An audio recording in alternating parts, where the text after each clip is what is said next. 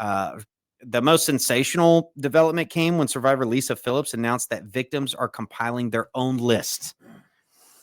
Victims are compiling their own list.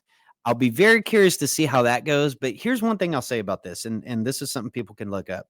If you look up the DC Madam case back in the mid 2000s, when you announce your intentions to name people, here's what happened to the DC Madam. The DC Madam was a high level escort in Washington, DC, and she made a great living for herself and connected to all kinds of high level, high profile businessmen, politicians, organizations, everything in between. She was moving to England. Well, right on the cusp of her moving to England, she gets flagged with all these charges out of nowhere. Yep. They're trying to imprison her, they're trying to discredit her and do all these kinds of things, all because she was packing up to leave to England. And what was very clear is that whoever these people are watched clearly. So the DC Madam, this was like 2006, 2007. They thought she was, when I say they, the federal government thought she was fleeing because she was about to do an expose on it. So they start hitting her with trafficking charges, and then she starts threatening to name people. She goes on the Alex Jones show, and this was one of my first wild revelations in following Alex Jones over the years. It was his guests that were amazing.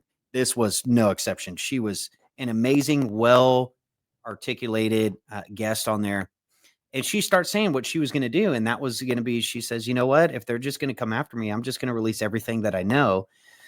And 2 weeks later, her mom found her in her garage, hung from the top wood banisters, bruises all up the side of her arms, on her neck, on her body, ruled it a suicide. And that was literally it.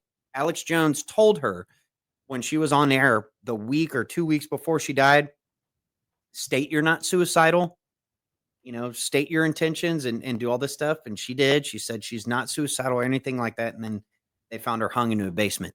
So when you're going to come out with stuff like this and you're going to say, I'm going to go ahead and create a list of names, we already suspect some weird things with one of the victims, with Virginia Giuffre, who died. The key witness in all this stuff is dead now. Jean LeBlanc over in France, someone else that was he's also dead. We all know Epstein's dead. Ghislaine Maxwell. I don't think he's dead.